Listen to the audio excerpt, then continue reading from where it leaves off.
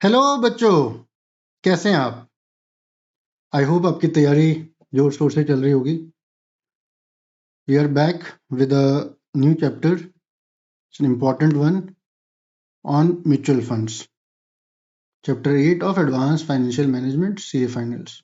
CMA में भी है, सीएस में भी आता है। This is an important chapter. अभी तक हमने 6-7 चैप्टर किए, स्टार्टअप फाइनेंस, रिस्क क्या होता है, फाइनेंशियल स्ट्रेटजी, उन सब में से मिला के 4 से 10 नंबर का क्वेश्चन आ सकता है।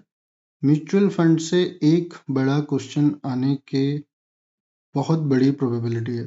टोटल 15 ही चैप्टर हैं, 6-7 उसमें से छोटे चैप्टर हैं, बचे 8, तो 8-9 चैप्टरों में से एक चैप्टर से एक क्वेश्चन आएगा ही आएगा। In our module there are 20 practical questions.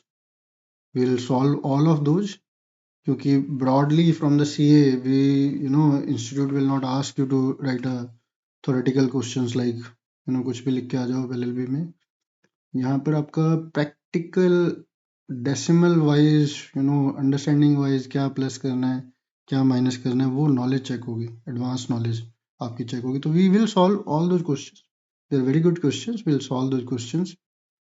इस लेक्चर में तो शायद नहीं हो पाएगा, बट आज हम एक बार कंसेप्चुअल क्लैरिटी ले लेते हैं and then we will solve all those 20 questions. So before delaying, let's start. So primarily, what are the learning objectives? What type of advanced expertise knowledge is expected of you after going through this chapter on mutual funds? Mutual fund क्या होता है, कितने तरीके के mutual fund होते हैं, schemes क्या होती हैं, type and advantages and disadvantages of mutual fund. It is not necessary कि सारे एडवांटेजेस ही हैं इसमें. Various terms, technical terms associated with mutual funds we have to study. Evaluation of mutual fund, आपके there are multiple mutual fund which will just study. उसमें से कोई अच्छा कर रहा है, बुरा कर रहा है, उसको आप इवेल्युएट कैसे करोगे? What's the criteria? मैं अच्छा पढ़ा रहा हूँ, क्राइटेरिया होना चाहिए ना इवेल्युएट करने का. Role of fund manager. Fund manager is an important sort of person in the mutual fund industry. आप में से बहुत सारे लोग बाद में फंड मैनेजर बन सकते हैं. It's a very, I will से, number 1 number 2 guy in the mutual fund house या म्यूचुअल फंड की जो भी कंपनी होती है. Will just discuss AMC.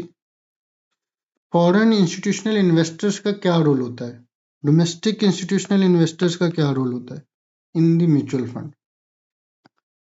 So I am 100% sure कि आप में से हर एक बच्चे को, चलो 98% बच्चों को पता है म्यूचुअल फंड क्या होता है.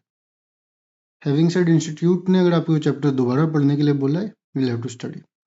सो before getting into what is mutual fund and जो भी हमें ये सब कुछ पढ़ना है, उससे पहले let us just clarify basic concepts so that going अगर बेस क्लियर होगा तभी आप आगे समझ पाओगे म्यूचुअल फंड क्या होता है.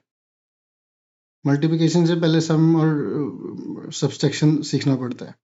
चलिए, before we start the chapter, hope you know what's a stock market. सबको पता ही होता है, multiple shares are listed there.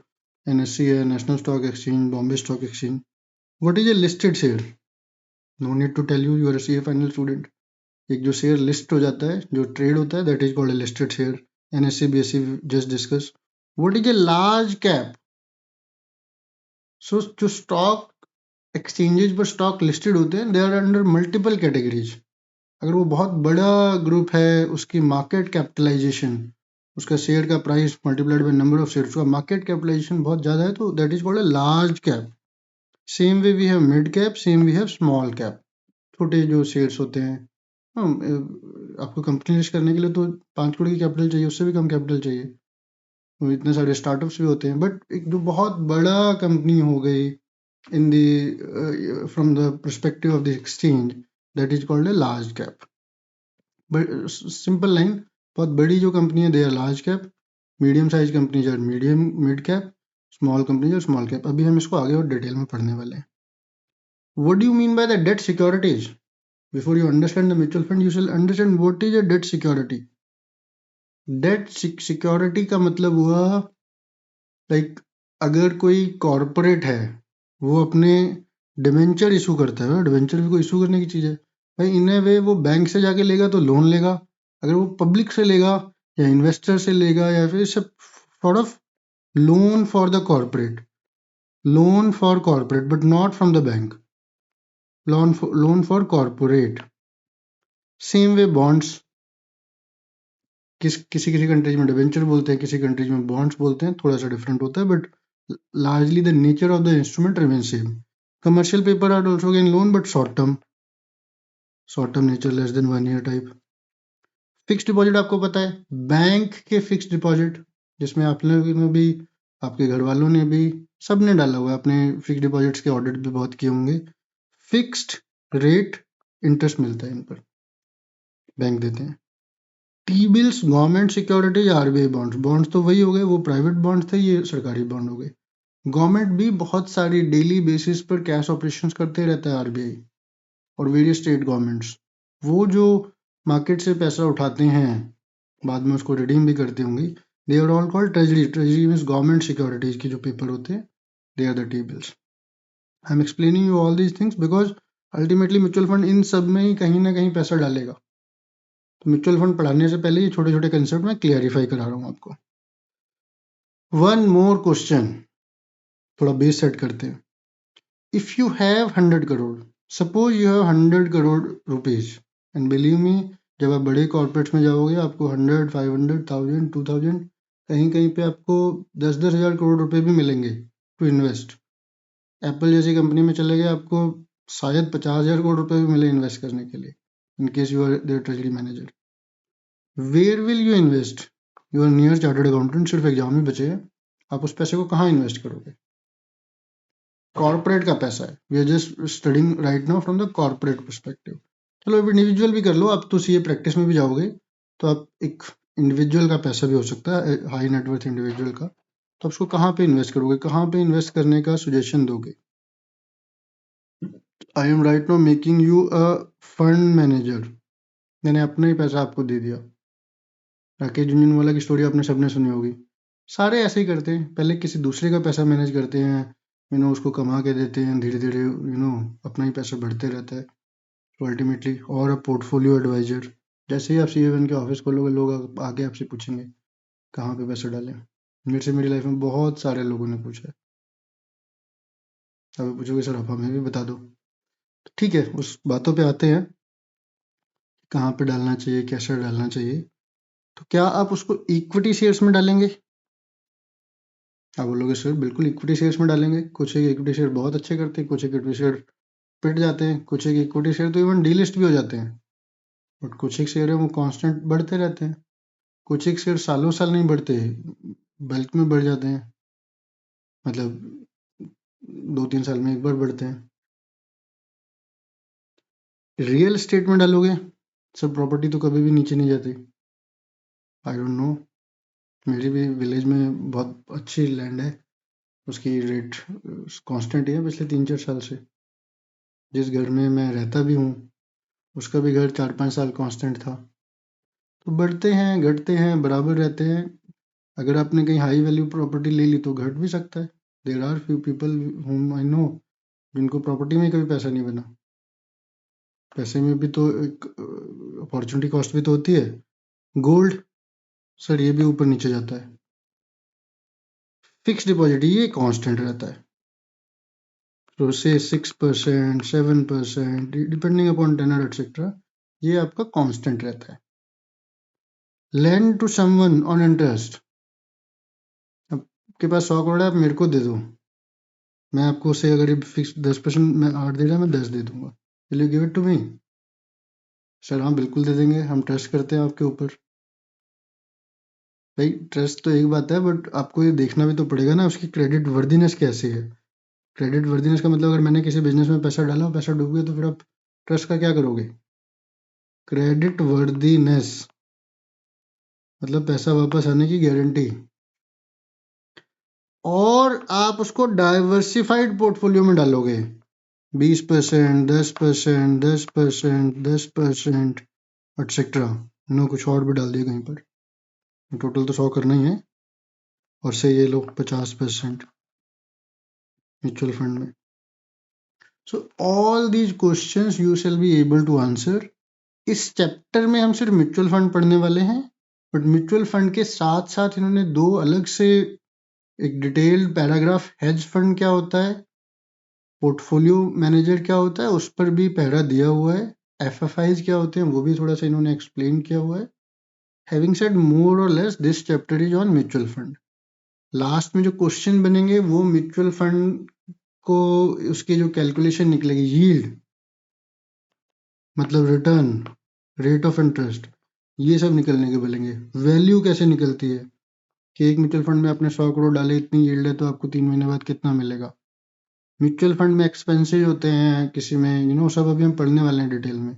जो फंड मैनेजर है, फंड मैनेजर की जो तनख्वाह जा रही है, उसके जो खर्चे हैं, अगर इनका कोई बोनस दिया हुआ है आपने कि भाई अगर आप 10% से ज़्यादा कमा के दोगे तो कुछ बोनस मिलेगा आपको, तो उन सब करने के बाद नेट यूनिट होल्डर्स को आपको क्या मिलेगा, इन सारी कैलकुलेशंस के ऊपर क्वेश्चन आएंगे।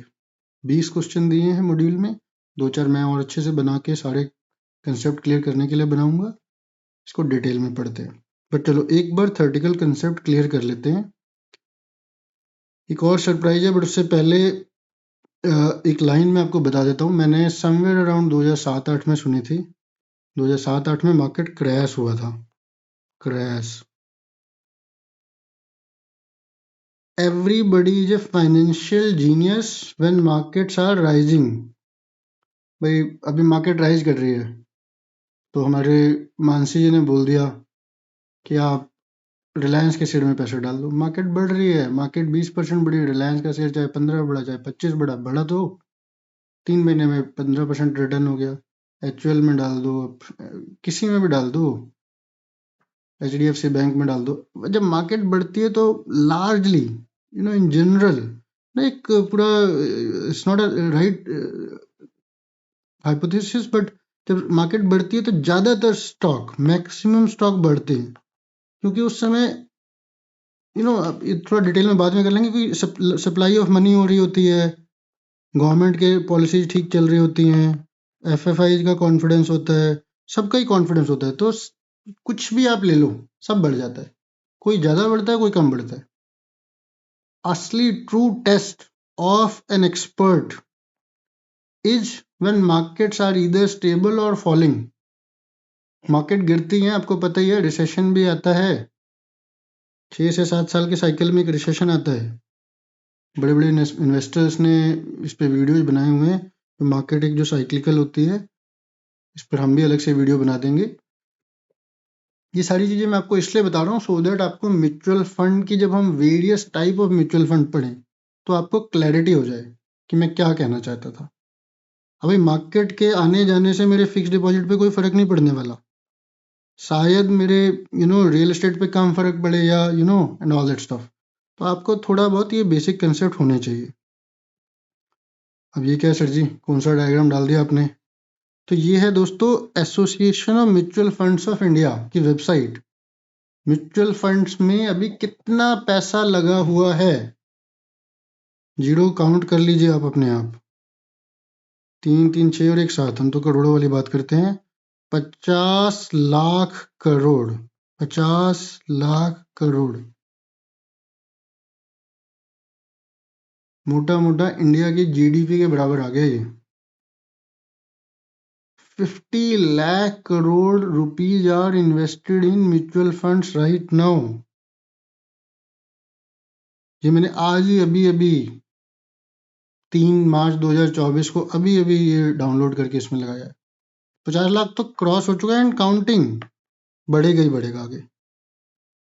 4.2 crore investors, 2.56 lakhs distribution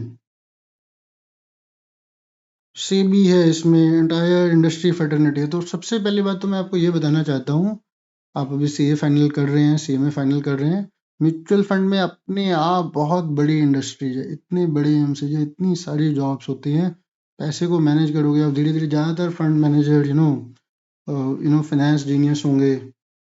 so 50 lakh crore, 50 lakh crore, 50 lakh नहीं, 50 लाख करोड़ से huge market from the financial perspective. तो आप एक बार इस साइट पे भी जाके देख सकते हैं, थोड़ा आपको और बेसिकली क्या है, ये देखो जो प्रैक्टिकल करता है उसको सब पता है म्यूचुअल फंड के बारे में। आपने अभी अपने 2 लाख रुपए 5 लाख रुपए मार्केट में डाल दिया, आपको सब पता चल जाएगा म्यूचुअल फंड क्या होता है, शेयर क्या होता है, लार्ज कैप क्या होता है, मिड कैप। जो उसने पैसे डाले हुए हैं उसको तो सब ऑलरेडी पता है। थोड़ा बहुत आप थर्टिकल नॉलेज भी बढ़ा लो, मैं इसीलिए दिखा रहा हूँ। तो इसमें आपको हर तरह का, एक आपने ऐड बहुत देखी होगी, म्यूचुअल फंड सही है बट रिस्क फैक्टर साथ साथ में आ जाते हैं। तो इसमें टाइप ऑफ म्यूचुअल फंड क्या है, बेसिक क्या है, मार्केट वॉलेटिलिटी क्या होता है, reasons to invest in mutual fund. 5 से स्टार्ट कर दो, 500 रुपये से शुरुआत हो जाती है भाई। 500 रुपये से आप म्यूचुअल फंड में शुरुआत कर सकते हो, और क्या चाहिए लाइफ में। ठीक है, तो 500 रुपये से शुरुआत कर सकते हो। इस वेबसाइट को भी आप एक बार प्लीज देख लीजिए, थोड़ा आपको अच्छा लगेगा। अब हम आ गए एनएससी की साइट पर। एनएससी नेशनल स्टॉक एक्सचेंज, सारे सीएज का मन करता ही है कि कभी अपनी कंपनी को लिस्ट कराए, किसी लिस्टेड कंपनी का फाइनेंस हेड बने, रेगुलेशंस देखे, अर्निंग कॉल अटेंड करे। तो एनी हाउ, तो एनएससी में क्या होता है, मैंने बताया था आपको। आप बोलोगे एनएससी का मतलब सर निफ्टी, निफ्टी कितना चल रहा है सर अभी? 22,378 3 मार्च को। निफ्टी, नेक्स्ट निफ्टी, फिर निफ्टी की टॉप 100। देखो निफ्टी में 85 कंपनीज हैं, सेंसेक्स में 30 हैं, वो मैंने डाला नहीं क्योंकि बस I just wanted to explain you. But हर एक्सचेंज में अलग अलग एक बकेट बना देते हैं। मेन तो एक जो नॉप टॉप फंड है वो तो निफ्टी है ही है। उसके बाद फिर निफ्टी ने अपने निफ्टी नेक्स्ट 50 बना दिया, निफ्टी 100 बना दिए, निफ्टी 200 बना दिया, निफ्टी 500 बना दिया, निफ्टी मिड कैप बना दिया, जो मिड कैप कंपनीज की कुछ टोटल लेके उसने बना दिया, निफ्टी स्मॉल कैप बना दिया। तो बेसिकली अलग अलग तरीके के ये बस इंडेक्स बन जाते हैं, बंच। क्योंकि देखो टोटल तो शायद मेरे ख्याल से कितनी 20,000 प्लस कंपनीज हैं, और ज़्यादा ही होंगी शायद। तो सारी कंपनीज को एक साथ तो कोई देख नहीं सकता, कोई इंडिकेशन मिलेगा नहीं। मतलब कुछ लोग देखते भी होंगे, सारी को तो कोई भी नहीं देखता होगा। तो मोटा मोटा आपके 300 से 500 कंपनी होती हैं जो आप ज़्यादा से ज़्यादा देख सकते हो। टॉप 50 तो ये रही, टॉप 50 हो गई, टॉप 100 कह लो, चलो टॉप 200 कह लो। तो उनके बकेट बन जाते हैं। इसी तरीके से Nifty IT, Nifty banking, Nifty real estate, etcetera etcetera, multiple funds हैं। तो सर आप ये हमें क्यों बता रहे हो? अभी इसका डायरेक्ट यूज आएगा। अगर आपको ये चीज़ क्लियर नहीं होगी तो वो चीज़ों को आप ठीक से समझ नहीं पाओगे। तो एक बार जरा इसको भी आप देख लीजिएगा कि विद इन एक मेन इंडेक्स होता ही होता है, जैसे कि निफ्टी हो गया, सेंसेक्स हो गया, सेम एक्सचेंज के मल्टीपल 7 8 10 12 एटलीस्ट 5 6 तो सब इंडेक्स भी होते हैं। Index is nothing but a set of one type of companies. ठीक है जी, आगे बढ़ते हैं। तो ये दोबारा एनएससी का आ गया था, तो what ever you can call it. जैसे निफ्टी बैंक दिखाने के लिए मैंने ये डाल दिया था। फिर निफ्टी मिड कैप हो गया, निफ्टी 50 हो गया, निफ्टी फाइनेंशियल सर्विसेज हो गया। तो ये सारी चीज़ें हो गई। चलो जी सर, बड़ा लेक्चर आपने 10-15 मिनट ले लिया हमारे। ओ नहीं, ओ नहीं, अभी चैप्टर शुरू होने से पहले आपको एक चीज़ और पढ़ानी है मुझे। वो होता है credit rating. Credit rating agencies के बारे में आप काफ़ी टाइम से पढ़ते आ रहे हो, सीए फाइनल के स्टूडेंट हो मेरे बच्चों। चलो फिर भी मैं आपके 2 मिनट इसमें लगा देता हूँ, ताकि आपको आगे के चैप्टर बड़ा स्मूथली चला जाए। अभी इसको 2 मिनट पढ़ लेंगे, आगे अपना चैप्टर और आगे हमारे 10 15 20 मिनट बचेंगे और कंसेप्चुअल क्लैरिटी भी आएगी। तो होता क्या है, बड़ी बड़ी कंपनियां हैं, फिच, एस&पी, मूडीज, लाइक यहाँ पे क्रिसल हो गई आपकी इंडिया में, इक्रा, और यहाँ पर केयर एटसेट्रा। तो जो भी कह लो, ये सारी एक इंडिपेंडेंट रेटिंग एजेंसीज हैं, रिजर्व बैंक ऑफ इंडिया से रजिस्टर्ड होती हैं, ये सेबी में रजिस्टर्ड होती हैं। ये इनके ऊपर किसी का जोर नहीं चलता कि भाई एक कंपनी खुली है, से कोई भी खुली है, एबीसी लिमिटेड, उसको ये ट्रिपल ए रेटिंग कंपनी नहीं देंगी। इनके फॉर्मूलाज होते हैं, इनके मॉडल होते हैं, इनकी एक रेटिंग रेटिंग को पब्लिश करने का एक प्रोसीजर होता है। एंड इनकी रेटिंग से, because these are independent credit rating agency, independent is the word, independent, क्योंकि ये इंडिपेंडेंट क्रेडिट रेटिंग एजेंसीज होती हैं। तो इनकी रेटिंग से आपको सिर्फ एक किसी कंपनी के बारे में जानना है, क्या कंपनी की स्ट्रेंथ क्या है, कंपनी अपने वेंडर्स को पे कर पाएगी, कंपनी की ड्यूरेबिलिटी कितनी है, ऑल दैट स्टफ। आप उसकी रेटिंग चेक कर लीजिए। आपने उसको लोन देना है, अगर आप बैंक में हो, ज़्यादातर ये majority of the time ratings are associated either with the loan और क्रेडिट प्रोडक्ट्स और इन्वेस्टमेंट प्रोडक्ट्स। आप एक कंपनी में अपना पैसा डालने जा रहे हो, एक कंपनी ने अपना डिवेंचर लाया, आप उसमें इन्वेस्ट करने जा रहे हो, आप कंपनी की सबसे पहले रेटिंग देखोगे। चाहे वो इंडिविजुअल लेवल पे हो, फंड मैनेजर लेवल पे हो, पोर्टफोलियो एडवाइजर की पोजीशन, किसी भी पोजीशन में हो, सबको पता होगा। बट मैं बताता हूँ, सबसे बड़ी ट्रिपल ए होती है, ट्रिपल ए के बाद डबल ए, डबल ए के बाद सिंगल ए आ गई, सिंगल ए के बाद ट्रिपल बी प्लस से ऊपर, ट्रिपल बी माइनस से ऊपर, ये देखो ये वाला जो बॉक्स है, इसको बोलते हैं इन्वेस्टमेंट ग्रेड। ये वर्ड कहीं पे बच्चों नोट कर लो। ये वैसे सारे नोट्स मैंने लिंक में डाल दिए हैं, आप डाउनलोड कर लीजिएगा। 100% इंस्टीट्यूट का मटेरियल कवर है, प्लस 10-20% मैंने उसको मॉडिफाई करके, जैसे ये चार्ट वगैरह उसमें नहीं है तो मैंने अपने भी डाल दिए, सो दैट आपकी कंसेप्ट क्लैरिटी हो। कहीं कहीं पे मैंने लैंग्वेज को थोड़ा मॉडिफाई कर दिया है, तो फिर भी आप मेरे डाउनलोड कर सकते हैं। मैं इसको बाद में कंबाइन करके भी पब्लिश कर दूंगा, बट चैप्टर वाइज मैं लिंक सारे साथ साथ देते जा रहा हूँ। अब इन्वेस्टमेंट ग्रेड का मतलब ये क्राइटेरिया होता है कि भाई इस कंपनी में आप इन्वेस्टमेंट कर सकते हो, इसकी जो ग्रेड है, इसकी जो क्लास है, वो इन्वेस्टमेंट करने लायक है। ये आ गया स्पेकुलेटिव ग्रेड। स्पेकुलेटिव का मतलब ये, this is not the right word, but substantial credit risk. अगर किसी की डबल ट्रिपल बी से माइनस है तो सब्सटेंशियल क्रेडिट, उसको पैसे दे दिए, आप रिस्क ले रहे हो। अगर सिंगल बी में आ गया हाई क्रेडिट रिस्क, पैसे दे दिए, बहुत बड़ा रिस्क ले लिया आपने, पैसे देते ही वापस आने का रिस्क है। मैं ये नहीं बोलूंगा गारंटी कि नहीं आएगा, बट रिस्क बहुत बड़ा है। सी में दे दिया हाई क्रेडिट रिस्क, मतलब एक्चुअली टू बी ऑनेस्ट, अगर ट्रिपल बी या सिंगल बी भी है तभी भी काम छोटा मोटा चल रहा है, वो घुमा फिरा के इधर उधर करके अपने सैलरी दे रही है, अपना बिजनेस कर रही है। बट अगर आपका ट्रिपल सी आ गया, वेरी हाई क्रेडिट रिस्क, पैसा नहीं है, company is not able to match its asset liability position, जब किसी को देना है वो पैसे नहीं दे पा रही है। और डी का मतलब तो ऑलरेडी डिफॉल्ट में बैठी है। तो आप कहोगे सर ये कौन बताएगा हमें, किसी की रेटिंग डी होगी वो क्यों बताएगा? भाई उनको देना पड़ता है। अगर आपने लोन लिया हुआ है, आरबीआई ने, सेबी तो नहीं है लोन में, चलो आरबीआई ने गाइडलाइन डाली हुई है कि आपको क्रेडिट रेटिंग करानी पड़ेगी। जिस बैंक ने आपको लोन डाला है उसने कंडीशन दी हुई है, आप जाके रेटिंग एजेंसीज को डालोगे, रेटिंग एजेंसीज आपको रेटिंग दे देंगी। रेटिंग एजेंसी अपनी रेटिंग को छुपा नहीं सकती। एक बार आपने रेटिंग करा दी तो ये पब्लिक में अवेलेबल होगी, आप किसी भी कंपनी की क्रेडिट रेटिंग पब्लिक से उठा सकते हैं, या तो वो रेटिंग कराई ना। सेम थिंग, जैसे ये आप लोन से समझना थोड़ा आसान होता है, सेम थिंग हर प्रोडक्ट में। जब आप किसी को पैसा दे रहे हो, आप इन्वेस्टमेंट कर रहे हो, इन ए वे तो वो बंदा आपसे लोन ही ले रहा है ना। आपने गवर्नमेंट के बॉन्ड्स में डाल दिया, भाई गवर्नमेंट को तो लोन चाहिए था ना, for you it is investment, but for government advise loan, for government advise loan. आपने डिवेंचर में इन्वेस्ट कर दिया, पीछे क्या करना जाके, बट चलो चले जाते हैं। अगर आपने किसी के डिवेंचर में इन्वेस्ट कर दिया पैसा, यहाँ पर डिवेंचर मैंने लिखा ही नहीं है, तो अगर आपने कहीं किसी के डिवेंचर में पैसा इन्वेस्ट कर दिया, बॉन्ड में कर दिया, कमर्शियल पेपर में कर दिया, प्राइवेट सेक्टर के होते हैं ये सारे, प्राइवेट सेक्टर के, आपके लिए इन्वेस्टमेंट होगा, उस बंदे के लिए तो ये लोन ही था। बैंक में लोन लेने की जगह पे उसने आपसे ले लिया, तो अब वो पैसा बंदा वापस करेगा या नहीं, इसकी क्या गारंटी है? इसकी क्या गारंटी, तो चलो बात की बात है, इसकी क्या चांसेस हैं वो आप उसकी क्रेडिट रेटिंग से एज्यूम कर सकते हो।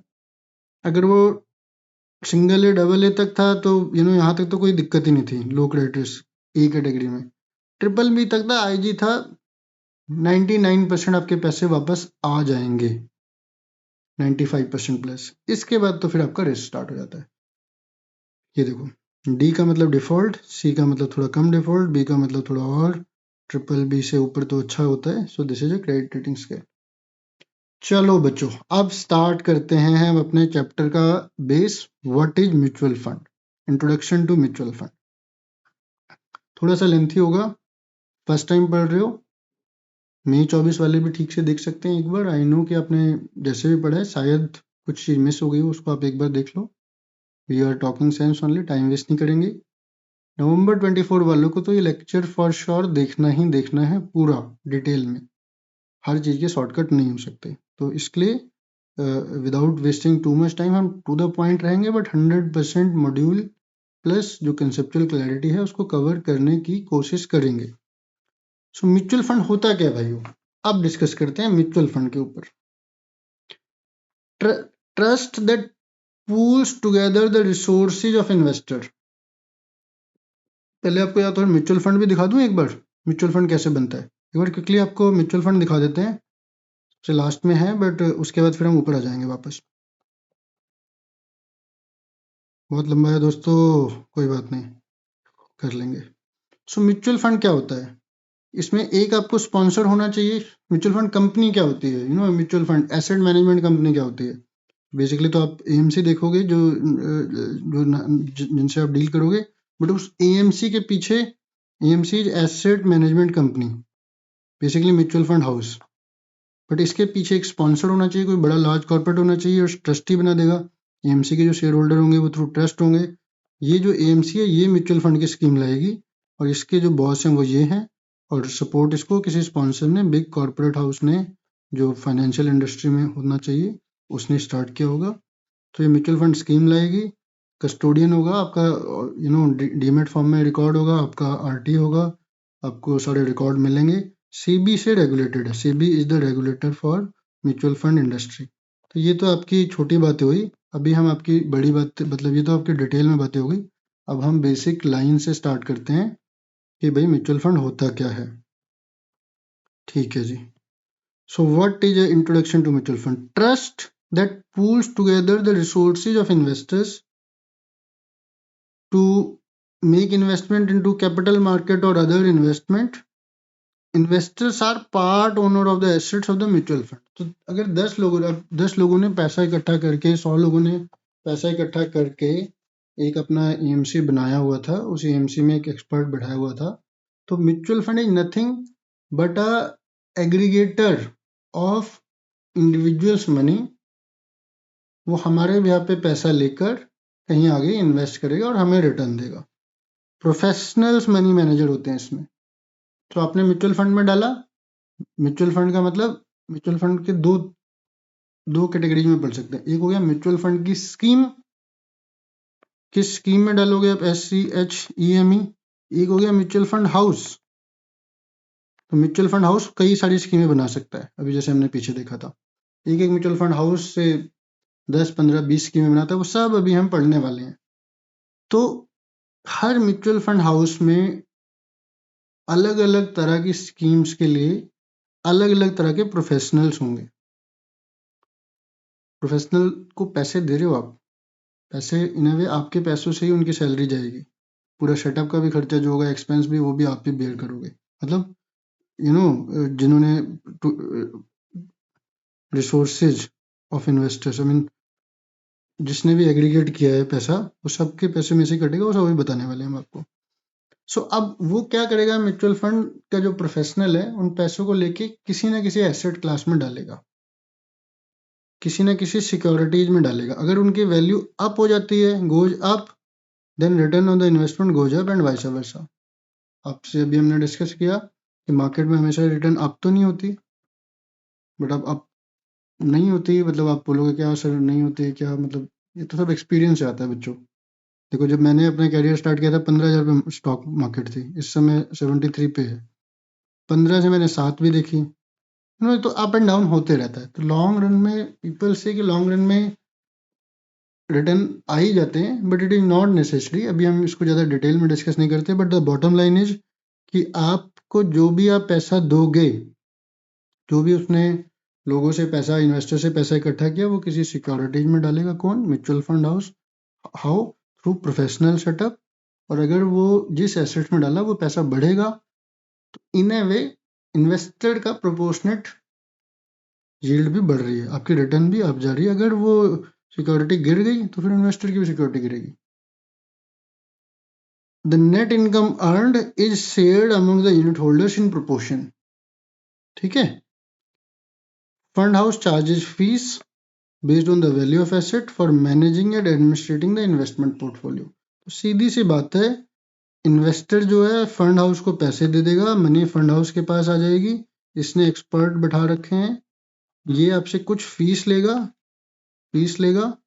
आपकी जो सबकी सैलरी तो लेगा ही लेगा, थोड़ा सा एडमिन चार्जेस भी लेगा। इस पर कैप है, वैसे ये भी हम आगे पढ़ेंगे कि ऐसा नहीं हो सकता आपने 100 रुपये डाले इन्होंने 10 रुपये काट लिए। तो there is a cap, SEBI ने कैप लगा रखा है कि मैक्सिमम फीस कितनी हो सकती है, वो भी हम आगे पढ़ेंगे।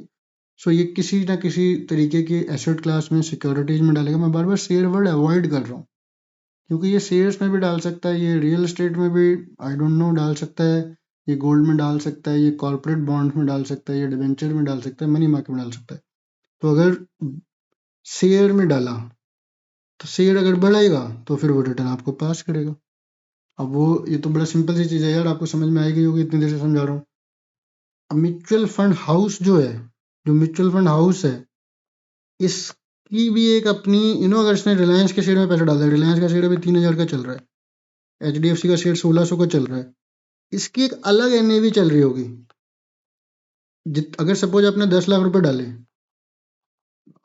इस इसके एनएवी सपोज चलो 500 रुपए चल रही थी, तो 500 से डिवाइड करके आपको 2000 म्यूचुअल फंड्स के यूनिट मिल जाएंगे, एमएफ यूनिट्स। अब जैसे जैसे प्राइस बढ़ते जाएगा, इसकी एनएवी भी बढ़ते जाएगी। ठीक है, आई थिंक आपको समझ में आ गया। स्टिल किसी को कोई भी डाउट हो, कोई भी क्वेश्चन हो, feel free to reach me. मेरा नंबर आप लोगों के पास है ही है, मेरा ईमेल आईडी भी आपके पास है, और हम इसका एक डाउट क्लियरिंग सेशन भी करेंगे। उसमें just feel free to ask the question. But what I want to tell you कि अभी अगले 30-35 पेज में यही चीज़ बार बार रिपीट होने वाली है। मतलब आपके कंसेप्ट क्लियर हो जाएंगे कि एनएवी क्या होता है, म्यूचुअल फंड कैसे चलता है, यील्ड क्या होती है, क्योंकि पूरा डिटेल में बताया हुआ है। So mutual benefit, investing in capital market is an experts job. Mutual mutual fund के बेनिफिट क्या है? अब कैपिटल मार्केट में एक एक्सपर्ट बंदे को ही डालना चाहिए। सिस्टमैटिक सो अगर आपने regular and systematic investment in mutual fund can deliver good return in the long run. अभी तो दो हमने पुराना इंस्टीट्यूट में लिखा हुआ है, 4 करोड़ 21 लाख इन्वेस्टर आपने देखे। ठीक है, तो what do you call it, आपने instead of putting your money directly into the share, it is better कि आप म्यूचुअल फंड का सिप ले लें, सिस्टमैटिक इन्वेस्टमेंट प्लान एटसेट्रा ले लें। उससे क्या कहते हैं, it can deliver you good return. We are covering bit more in detail. देखो दोबारा आ गया ना, व्हाट इज म्यूचुअल फंड। इसीलिए आप इसको बस सुनते रहो एक बार, क्योंकि एक I have not deleted whatever is written in the module extra, so कई बार वो चीज़ें थोड़ी सी रिपीट हो रही हैं, but there was a reason why it was initially introduction, why benefit and then why I really like the module of ICAI. चलो anyhow, a mutual fund is a trust that pools the saving of numerous investors who shares the common financial goal। आपको common कैसे हो गया sir? करेंगे cover. Multiple type की mutual fund schemes है। आपका अगर कॉमन ऑब्जेक्टिव है लॉन्ग टर्म मिलेगा, आपका ऑब्जेक्टिव है शॉर्ट टर्म मिलेगा, आपका ऑब्जेक्टिव है रेगुलर इनकम, आपको उस तरीके का म्यूचुअल फंड मिलेगा, इनकम अप्रोच वाले, डिविडेंड यील्ड वाले। आपकी अप्रोच है वेल्थ क्रिएशन, लास्ट में मिले वो मिलेगा। आपका अप्रोच है कि भैया मेरे को 1.5 साल ही मार्केट में रहना है, 1.5 साल के बाद तो मेरे को रहना ही नहीं है, क्लोज एंडेड भी मिलेगा, तो सब मिलेंगे। So most suitable investment vehicle for investor as it offers opportunity to invest in the basket of diversified securities managed by professionally qualified managers at a relatively low cost। तो cost मैंने आपको बता दी, मोटा मोटा आपकी कॉस्ट 2% से लेकर 2.5% होती है। सेबी ने इसके ऊपर कैप लगा रखा है। तो और आप कोई भी अगर शेयर खरीदोगे, आप 1-2% के लिए नहीं जाते मार्केट में, आप लॉन्ग टर्म के लिए जाते हैं, तो 1-2% का जो खर्चा है दैट्स एन एक्सेप्टेबल खर्चा। एक तो नहीं, चलो 2 से 2.5% का खर्चा, but it can not increase 2.5%।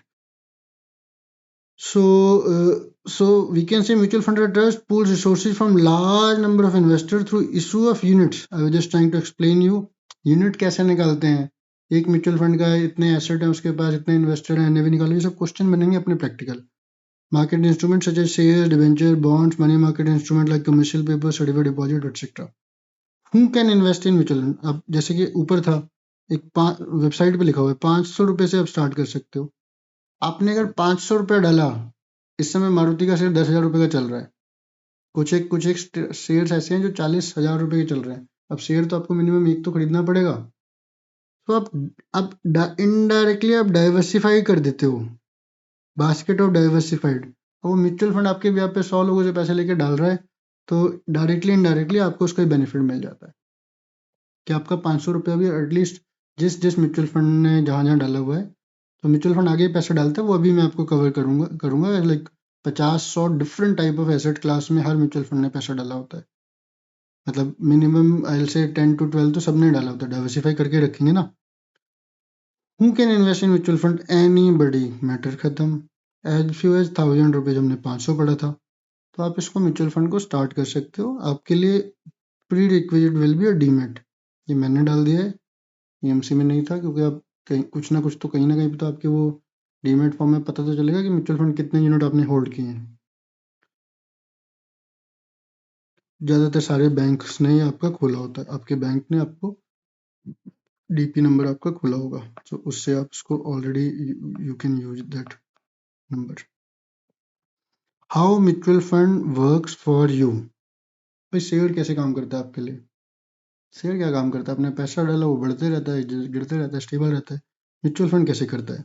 The money collected from investors is invested bye fund managers in different type of securities. Different type of securities का मतलब क्या? मल्टीपल टाइप ऑफ शेयर्स में, मल्टीपल इंडस्ट्रीज में, कुछ लार्ज में, कुछ small में, कुछ मिड में, कुछ गवर्नमेंट के जो बॉन्ड्स होते हैं, कुछ गवर्नमेंट के जो शॉर्ट टर्म बॉन्ड्स होते हैं, कुछ आपके प्राइवेट कॉर्पोरेट, टाटा, बिरलाज, रिलायंस, इनके सबके जो बॉन्ड, मतलब जो भी कह लो, पीएसयू के बॉन्ड्स आते हैं, एनएचए के बॉन्ड्स आते हैं। तो मल्टीपल टाइप ऑफ सिक्योरिटीज। तो ये सर तो फिर बड़ा गलत हो गया ये तो। भाई तो कुछ सोच समझ के डालना चाहिए। वो भी हम स्कीम को डिस्कस करेंगे कि आप किस क्लास में जाना चाहते थे। We will discuss these could range from share, this is what I will share, debenture, money market instrument, depending upon the scheme stated in the investment objective. The income earned through these investment and capital appreciation realized by the scheme is shared among the unit holders. ठीक है, जो भी हमने ऊपर example पढ़ा था। Should we invest in stocks or mutual funds? As soon as you have set goals and should we invest in stocks or mutual fund? Question है sir आपके लिए। चलो भाई, सीए फाइनल के स्टूडेंट्स हो आप लोग, आपको स्टॉक में इन्वेस्ट करना चाहिए या म्यूचुअल फंड्स में? चलो डिस्कस कर लेते हैं। बहुत अच्छी लैंग्वेज में इंस्टीट्यूट ने लिखा हुआ है और आप भी उसी हिसाब से आंसर दे सकते हो। पहले आपको अपना गोल पता होना चाहिए। So as soon as you have set your goals and decided to invest in equity, the question arises, should you invest in stock or mutual fund? Mutual fund में भी equity में भी जा सकता है। You need to decide what kind of investor you are. मेरे बहुत सारे दोस्त थे, मैंने सीए भी कर लिया, सीए, आईसीडब्ल्यू, पता नहीं क्या फालतू सब ड्रामा, आप देख ही सकते हैं। मेरे कुछ एक दोस्त थे सिंपल बीकॉम, भाई वो पंटर है, आज सुबह डाला शाम को निकाला, कभी प्रॉफिट गेन किया, इवन मेरे ही मजे लेते रहते हैं। तो पहले तो आपको डिसाइड करना पड़ेगा which type of investor you are. Do you want to play around on a daily? आप ट्रेडर बनना चाहते हो? ट्रेडर क्या होता है? सुबह शाम वो सेल परचेज किया, 100 रुपये का शेयर खरीदा, 20-25 पैसे की ब्रोकरेज पे की, 102 में बेच दिया। इन्वेस्टर होता है जो लॉन्ग टर्म होता है, मिड टर्म में, वो डिस्कस करते हैं। तो आप किस तरह के इन्वेस्टर हो, ये बड़ा क्लियर होना चाहिए। आगे आते हैं, आपको ये देखना पड़ेगा कि आपके disposable income, first consider if you have a kind of disposable income to invest in 15-20। क्या आपके पास इतनी इनकम है कि 15-20 स्टॉक्स में आप डाल सकते हो? अगर सपोज आपके पास 10,000 रुपए हैं डालने के लिए या 1 लाख रुपए हैं, तो आप उसको 15-20 स्टॉक में डाल सकते हो। Remember the familiar probe, do not put all your eggs in one basket. अब देखो, एक आपका क्वेश्चन का आप जवाब दे रहे हो, आप should you invest in stocks, stocks का मतलब यहाँ पे इक्विटी स्टॉक से था, और म्यूचुअल फंड, म्यूचुअल फंड आपको पता है वो पैसा इकट्ठा करके मल्टीपल स्टॉक्स में डाल के रखते हैं। अगर एक म्यूचुअल फंड स्कीम के अंदर 1 लाख, या 1 लाख तो चलो ज़्यादा हो गया, अगर सपोज 1,000 करोड़ रुपए है या 500 करोड़ रुपए है, तो उसने मेरे हिसाब से मिनिमम 25 से 30 एसेट क्लास में डाला होगा। It can go up to 100 even.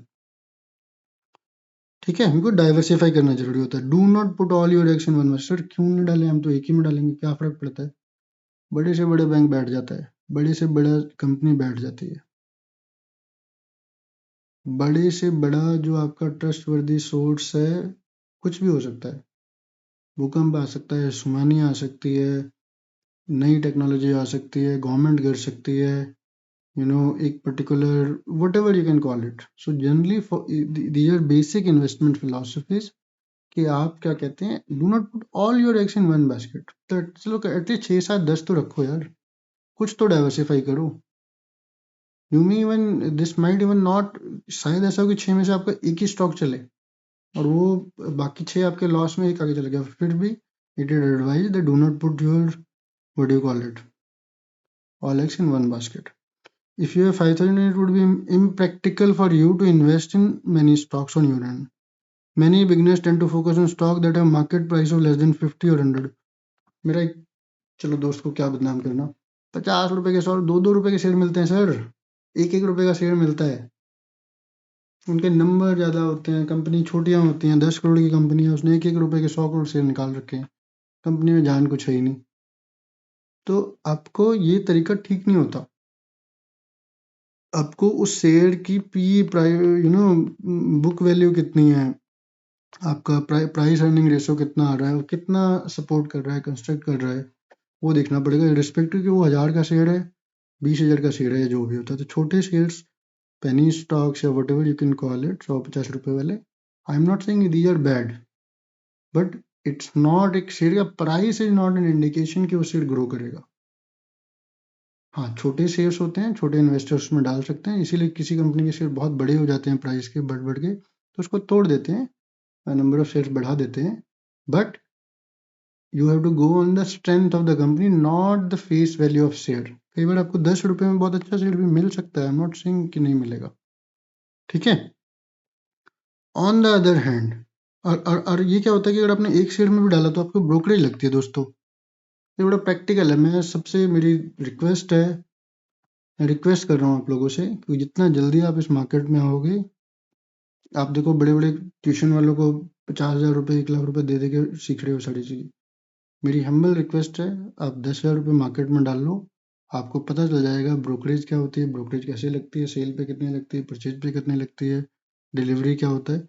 So what I am saying कि आपने अगर एक शेयर खरीदा, सपोज 2 रुपए का, सिर्फ एक ही शेयर खरीदा, 2 रुपए खरीद सकते हो, यस नो यस खरीद सकते हो, बट एक ही ट्रेड किया आपने, चलो इस 2 रुपए के 10 शेयर खरीद लिया आपने, 20 रुपए का शेयर खरीदा, अरे 20 रुपए की तो ब्रोकरेज लगेगी आपकी मिनिमम। एक ट्रेड को भी अगर आप करने जाओगे 20 रुपए की ब्रोकरेज लगेगी, तो आपने 20 रुपए के शेयर पे 20 रुपए लगा दिया। शायद अगर आपने 5,000 का शेयर खरीदा होता फिर भी 20 रुपए ब्रोकरेज लगती। तो आप छोटे छोटे में ब्रोकरेज को डिड इनटू योर रिटर्न्स। तो ये भी सारी गेम्स होती हैं थोड़ी सी, if you purchase small quantities of stock. On the other hand you would be able to gain access to wide basket of stock if you invest through mutual fund. Mutual fund मैंने बताया, उसके पास 100 करोड़, 150 करोड़, 1000 करोड़ है, उसका आपको 10 unit भी मिल गए, आपका पैसा directly indirectly wide diversified basket of stocks में लगा हुआ है,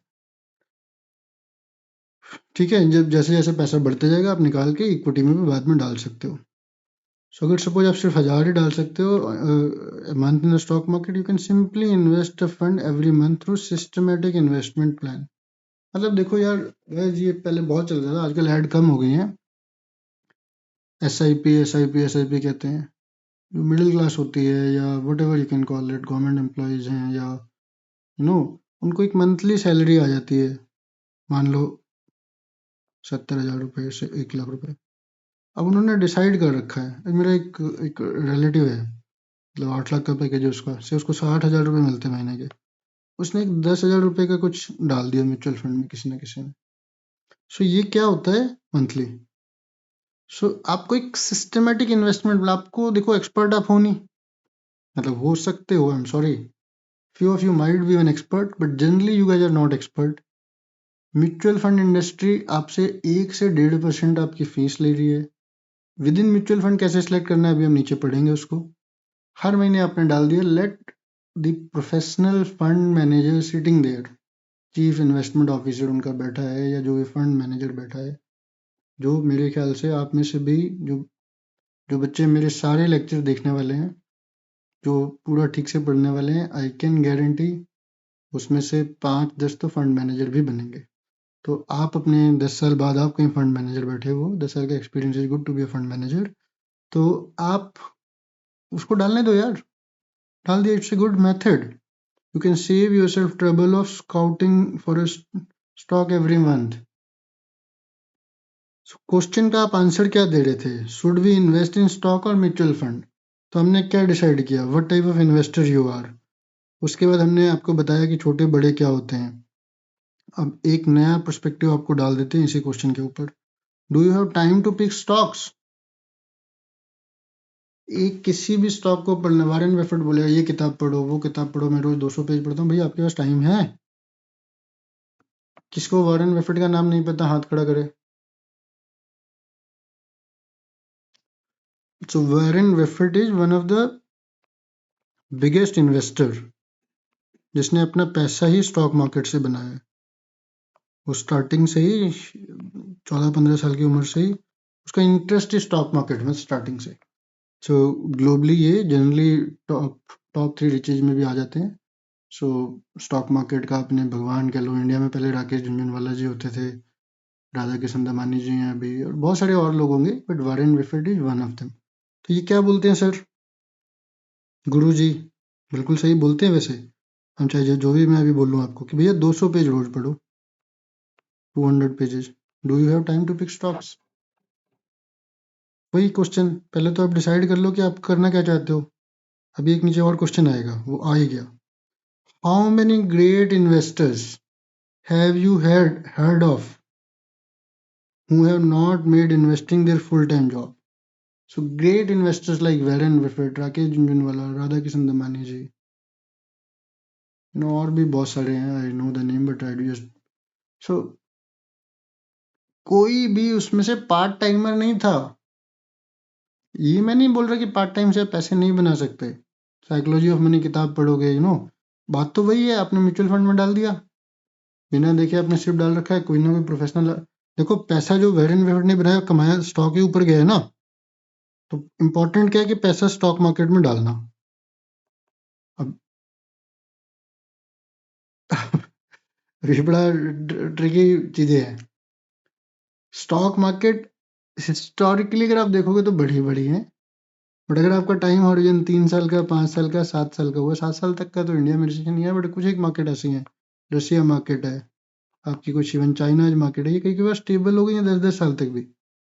but in general at large हर चीज ग्रो होती है, क्योंकि ये अल्टीमेटली तो कंपनी में इन्वेस्टेड है ना। कंपनियां ग्रो करती ही करती हैं। अगर अगर एक कंट्री ग्रो कर रही है तो कंपनी भी ग्रो कर रही है। इंडिया, यूएसए, यूरोप, जो भी बड़े डेवलप्ड नेशन है, वो सबकी मार्केट ऑन एन एवरेज 15 से लेके 20% का एनुअलाइज रिटर्न दे रही है। आप खुद देख लो, मैं आपके सामने हूँ। 17,000 की मार्केट में मैंने एंट्री की थी 2007 में। इस समय 73 है, तो 73 माइनस 17, समवेयर अराउंड 56 हो गया। ठीक है, तो 56 इन 15 ईयर्स, तो 56 मतलब 17 जो कि 68, 400 गुना बढ़ गया, 450 गुना बढ़ा। तो 450 गुना 15 साल में 30% का रिटर्न आ गया। ठीक है, 30% का रिटर्न दिया है मेरी लाइफ टाइम में। अब मैंने उस समय पैसे डाले भी थे, नई नई जॉब लगी थी, पैसे डाले थे, लॉस कमाया, सब कुछ किया, डिलीट कर दिया, कोई बात नहीं, चलो दोबारा कर देते हैं यार, 30% का रिटर्न आया। ठीक है, तो 450 डिवाइडेड बाय 15 साल ही हो गए 2007 को, 30% का एनुअलाइज रिटर्न आया, कंपाउंडिंग कंपाउंडिंग करके 25% मान लो। बट इस पॉइंट में हुआ क्या कि 2007 में मैंने डाले, शुरुआत में पैसे बढ़े, फिर गिर गए। फिर गिरे तो मैंने 2-3 साल वेट किया, फिर जब बराबर हुए तो मैंने निकाल लिए। फिर दोबारा से मार्केट बढ़ी, मैंने दोबारा डाले 2014 में, 1 साल बढ़े, फिर गिर गए 15 में, फिर मैंने निकाल लिया। फिर मैंने डाले तो फिर 2020 फिर गिर गए। So what I am trying to say, ultimately तो ये ऊपर ही गए हैं, हैविंग सेड। बट ये अगर आपका जो मैं बता रहा था यहाँ पे 3 से 5 से 7 साल का अगर आपका हॉरिजन होता है, तो sometime you may be in the losses. और एक शेयर मैंने अभी 2021 में खरीदा था, उसको मैंने 2030 दिसंबर तक संभाल के रखा, और उसके बाद मैंने 20 रुपये लॉस पे बेचा। मैंने मेरे ख्याल से 220 के आसपास खरीदा था, 200 रुपये या 195 रुपये पे बेच दिया। कब बेचा सर? सर अभी बेचा दिसंबर 2023 में, 2 साल रखने के बाद, और फरवरी 2024 में वो 250 रुपये के आसपास है। सो अगर मैंने उसको अभी फरवरी तक रख लिया होता तो मेरा रिटर्न हो जाता 15%। बट क्योंकि मैंने उसको 2 महीने पहले बेच दिया, I have sold it in 10% loss. ठीक है, सो ये आप सबको पता है यार, you are CA final students. कुछ लोग तो 1-2 बार पेपर देखने पे बैठे हो गए, you are for me chartered accountant. Having said, मैं एक बार पढ़ा रहा हूँ ताकि आपको एक मेच्योर एक्सपीरियंस बंदे के मुंह से भी सुनने को मिल जाए। पका पकाया सब कुछ मिल रहा है एक सेशन में, 50 जगह आपको मार्केट में देखने की जरूरत नहीं है। चलो आगे बढ़ते हैं फिर।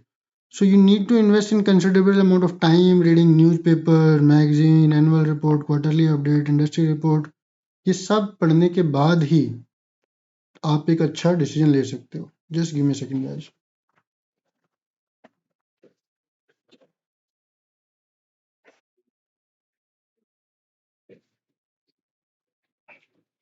ठीक है, तो अब आ जाते हैं plus you may have time but not the inclination. अब भाई बहुत सारे लोग आप में से ऐसे हो जिन्होंने सारी आपके आर्टिकलशिप पे टैक्स में की है। प्रॉब्लम है वो टाइम तो बहुत है, मेरे तो क्वार्टरली काम आता है, बट मेरा मन ही नहीं है स्टॉक मार्केट में। मैं तो सिर्फ टैक्स देखते रहता हूँ। जब मैं कंपनी का फाइनेंशियल भी देखता हूँ, मैं उसमें टैक्स ही देखता हूँ। Anyhow, so buy more, cut expenses. So you have to be an active manager। अगर आप खुद डालोगे, it means continuously monitor the stock you pick, make changes, buy more, cut expenses, you know। So एक बड़ा typical सा काम है अगर आप खुद डायरेक्ट पैसे डालना चाहते हो। घुमा फिरा के देखो हम आपको पढ़ा कह रहे हैं। म्यूचुअल और अगर आपने कोई ये किया, चर्न किया, मेक चेंजेस, तो अगर आपको गेन हो गया तो आपको उस पर टैक्स देना पड़ जाएगा। म्यूचुअल फंड जो आपके बिहाफ पे पीछे से करते रहता है, कोई टैक्स नहीं देता। म्यूचुअल फंड डू नॉट पे capital gain taxes when they sell stock. ये तो अल्टीमेटली इसको तो अपने इन्वेस्टर को बांटना है पैसा। ठीक है, all this assume that you know what you are doing and have the skill to pick the right stock. तो कहने का मतलब है टू आंसर योर क्वेश्चन। आप किस क्वेश्चन का आंसर दे रहे थे? डू यू हैव नहीं, you were trying to answer the question should you we invest in stocks और म्यूचुअल फंड्स। तो आपका अपना इंटरेस्ट होना चाहिए, आपकी अपनी कॉल है, आपका अपना टाइम है। आप डायरेक्टली करो म्यूचुअल फंड के through, you are likely to be better investing in one industry. अगर खुद करोगे, लाइक मैंने अगर पावर इंडस्ट्री में काम किया, मैंने अगर केमिकल में काम किया, तो मैं पावर और केमिकल ही जानूंगा। बच्चे बोलेंगे सर हमने तो सुना था आप टेलीकॉम इंडस्ट्री में काम करते हैं। तो बच्चों मैं पहले पावर में भी कर चुका हूँ, केमिकल में भी कर चुका हूँ।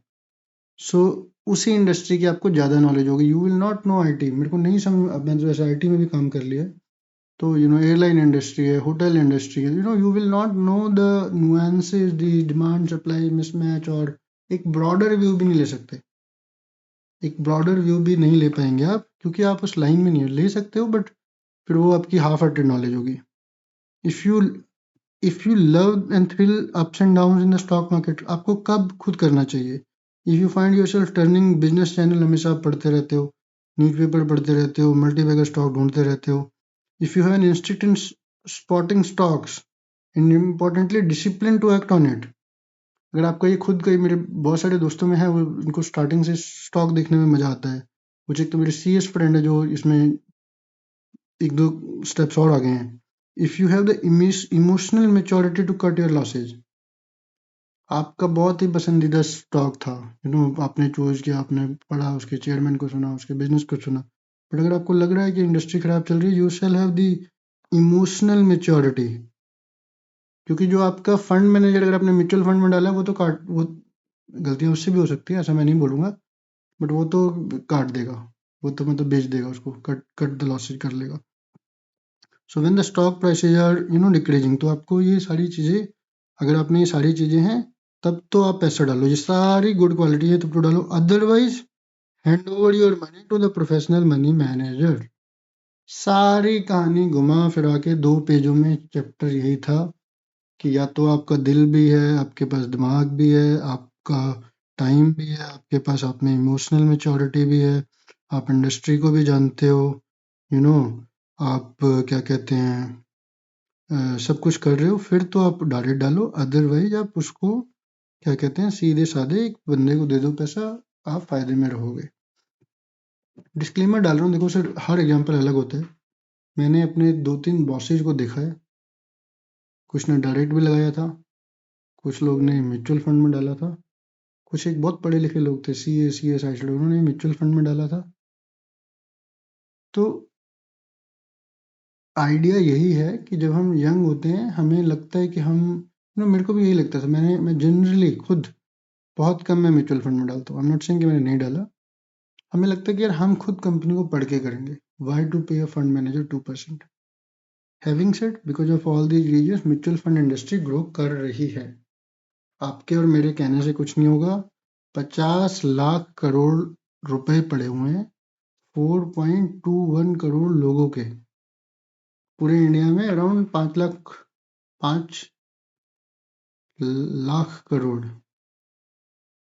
5 लाख रिटर्न भरते, 5 लाख, सिर्फ 5 लाख 6 लाख रिटर्न भरते हैं, और 4.25 करोड़ लोगों ने तो वो डाला हुआ है, क्या कहते हैं, म्यूचुअल फंड में पैसा दिया हुआ है।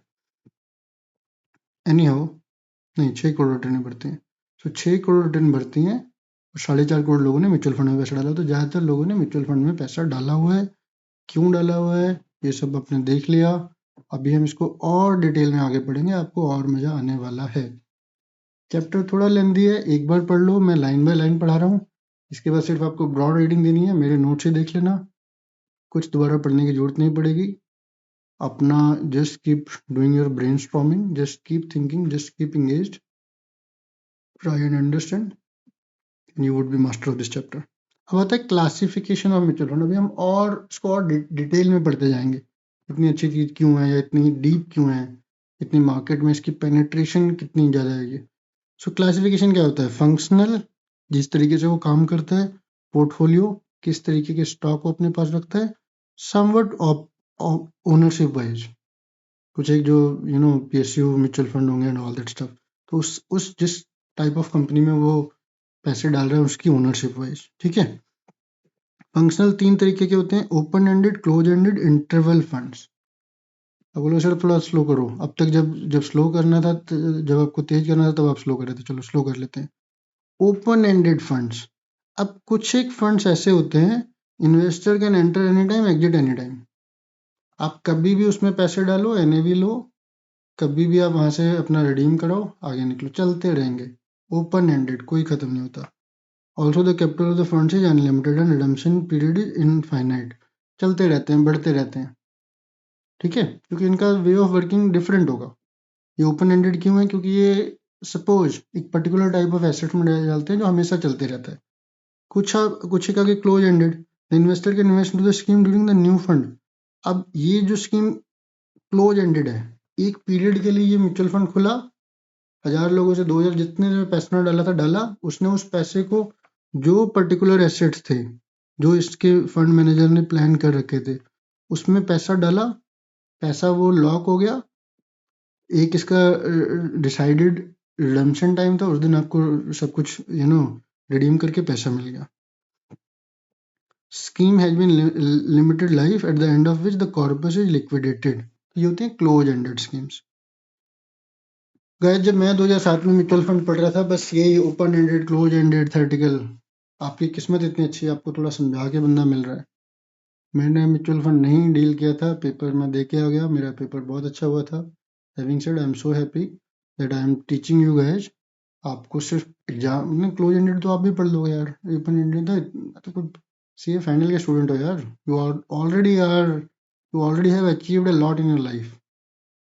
तो आपको समझ में आ रहा है, बट मैं थोड़ा फिर भी डिटेल में बता रहा हूँ, सो दैट कि आपको आगे जाके जब आप प्रोफेशनल जर्नी आपकी स्ट्रेट अवे पिकअप हो जाए।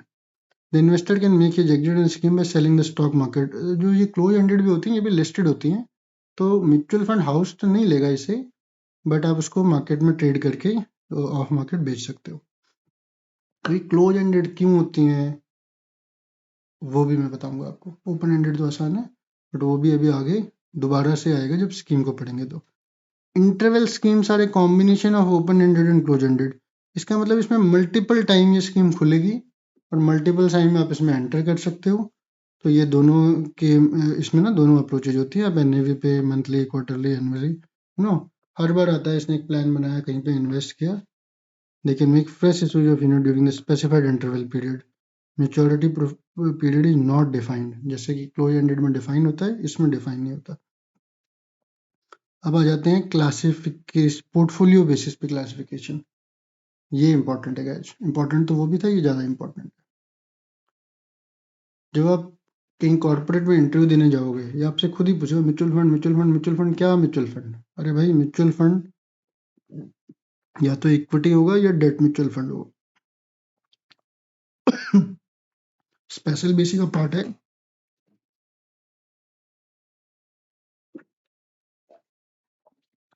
बट प्राइम जो क्लासिफिकेशन है वो इक्विटी या डेट का होगा। क्या सर अब तो समझ में आ गया? अगर आपको डेट समझ में आ गया, इक्विटी तो मुझे पता है आपको समझ में आ गया होगा, फिर भी मैं आपको क्विकली बता देता हूँ। Equity mutual funds, equity funds invest primarily in stocks. Equity, आप 11वीं कक्षा से पढ़ते हुए आ रहे हो, आपको पता है कि अगर कंपनी डूबी, शट डाउन हुई, तो इक्विटी इन्वेस्टर को जीरो मिलता है या फिर they are the last right.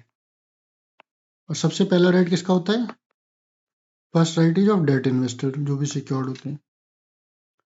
तो सर डेट में म्यूचुअल फंड कैसे डाल देता है पैसा? अरे भाई डाल देता है, जिन्होंने बड़ी बड़ी फर्म से ऑडिट किया या बता तो दिया, एनएचआई के बॉन्ड होते हैं, नबार्ड के बॉन्ड होते हैं, आरबीआई के बॉन्ड होते हैं, टाटा बिरला, रिलायंस, सब लोग अपने बॉन्ड क्यों निकालते हैं सर? ये लोग लोन क्यों नहीं लेते भाई? बॉन्ड से इनको सस्ता मिल जाता है, बैंक के पास आगे जाके हाथ नहीं मांगना पड़ता। ये बैंक के पास आप जाओगे, सर मुझे लोन दे दो, इतने बड़े कॉर्पोरेट हो आप, आपने खुद ही पेपर निकाला, लोगों ने सब्सक्राइब कर लिया, इन्वेस्टर ने। कैसे? वो पूरा प्रोसेस है। It's like debt security. जैसे आप इक्विटी लाते हो, आईपीओ लाते हो, तो आपका शेयर सब्सक्राइब होता है। आप डेट सिक्योरिटी लाते हो तो डेट सब्सक्राइब हो जाता है। There are other intricacies. Actually तो डेट ही है, आपको इन्वेस्टर को भी मनाना पड़ेगा, बट थोड़ा सा ये एक आपकी बैंक लाइन वगैरह, बैंकों की जो लिमिटेशन होती हैं, और ये आप अपने हिसाब से आप प्री डिटरमाइंड रेट पे ला सकते हो। दोनों के अलग फायदे नुकसान होते हैं, वो हम फाइनेंस के चैप्टर में पहले पढ़ चुके हैं, एक बार दोबारा पढ़ लेंगे। बट पॉइंट ये है कि जो म्यूचुअल फंड होते हैं वो प्राइमरली 3 तरीके के होते हैं। प्राइमरली 2 के हैं, ये तीसरा तो इसी का ही छोटा भाई है। तो या तो वो इक्विटी में डालेंगे तो रिस्क के साथ रिवॉर्ड भी आएगा। अगर जिसने फ्लिपकार्ट में स्टार्टिंग में डाला होता शेयर्स में, एलआईसी ने डाला हुआ था, जिसने भी, जो भी कह लो, अदानी सदानी में, तो रेट तो बढ़ ही जा रहा था। डेट में डालोगे तो डेट ही होता है भाई। डेट में फिक्स रेट ऑफ लोन होता है, फिक्स रेट। इसमें आपको कोई पार्टिसिपेटिंग इंटरेस्ट या ज़्यादा प्रॉफिट हुआ तो ज़्यादा इंटरेस्ट मिलेगा, ऐसा नहीं हो सकता। कम प्रॉफिट हुआ तो आपको इंटरेस्ट नहीं मिलेगा, ये ऐसा नहीं हो सकता। ये तो आपको फिक्स चलता है। तो सिर्फ फिर आप फिक्स चलता है तो एफडी से थोड़ा सा बेटर होता है। एफडी से थोड़ा सा बेटर होता है in general, 99.99% of the chances. Special fund क्या होते हैं सर? अभी हम नीचे डिटेल में पढ़ेंगे, बट ये मिक्स हो गए हर तरीके के फंड आगे। बट चलो एक एक करके भी पढ़ लेते हैं। A share equity fund invests primarily in stock. The stock price may increase in value. The company can pass profit to its shareholders from dividend. If a company fails, अगर कंपनी फेल हो गई तो lose their entire value, so आपका mutual fund भी गिरेगा। अब आपको समझ में आ चुका है, mutual fund is nothing but a unit part ownership of stock, अगर आपने इक्विटी वाले में डाला है। तो इक्विटी में भी सर आगे कई तरीके के फंड्स होते हैं। अब इक्विटी के कई तरीके के फंड होते हैं, बच्चों याद करो, पहले पेज पे मैंने आपको दिखाया था, large cap, mid cap, small cap, और हर तरीके की कंपनियां होती हैं।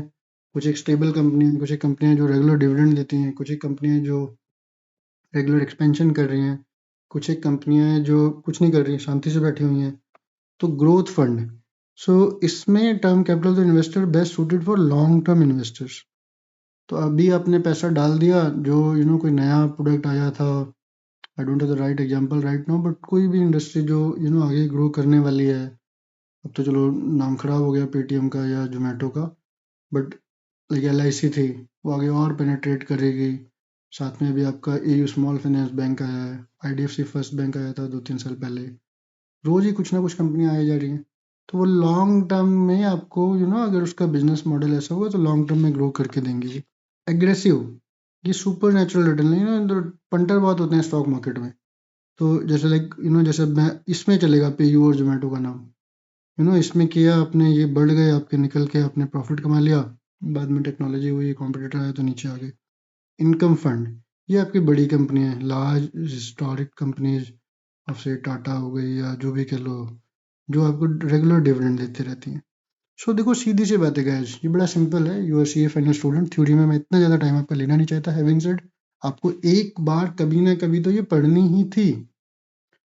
आपको नाम सुजेस्ट कर देगा, जिस names are indicator. Growth fund growth company में डालेगा, एग्रेसिव फंड ऐसी कंपनी में डालेगा जहाँ पे एग्रेसिव रिटर्न के चांसेस हो। इनकम फंड डिविडेंड वाले में डालेगा। डेट फंड आगे ये बॉन्ड में डालते हैं। बॉन्ड मैंने आपको बता दिया था क्या होता है, एक बार अलग से बॉन्ड बता दूंगा। गवर्नमेंट के बॉन्ड्स होते हैं, कॉर्पोरेट के डिवेंचर होते हैं, मनी मार्केट इंस्ट्रूमेंट। अब सर ये मनी मार्केट इंस्ट्रूमेंट क्या होता है भाई, 11वीं से पढ़ते आ रहे हो, चलो 11वीं में पढ़ा, 12वीं में पढ़ा, बीकॉम में पढ़ा। सो ये आरबीआई या भारत सरकार या स्टेट गवर्नमेंट्स अपने बहुत सारे सिक्योरिटी का मतलब लोगों का पैसा लेते रहती हैं, रिडीम करते रहती हैं। They are called money market instrument. और सम टाइम कुछ एक जो गवर्नमेंट होती है वो टैक्स फ्री बॉन्ड्स भी लाती हैं, लाइक एनएचआई हो गया, नबार्ड हो गया, जो लॉन्ग टर्म इंफ्रास्ट्रक्चर प्रोजेक्ट होते हैं गवर्नमेंट, उसमें उनको गवर्नमेंट को भी पैसा चाहिए, तो उस पर एक तो रेट भी अच्छा मिलता है थोड़ा सा, और टैक्स फ्री भी हो जाता है।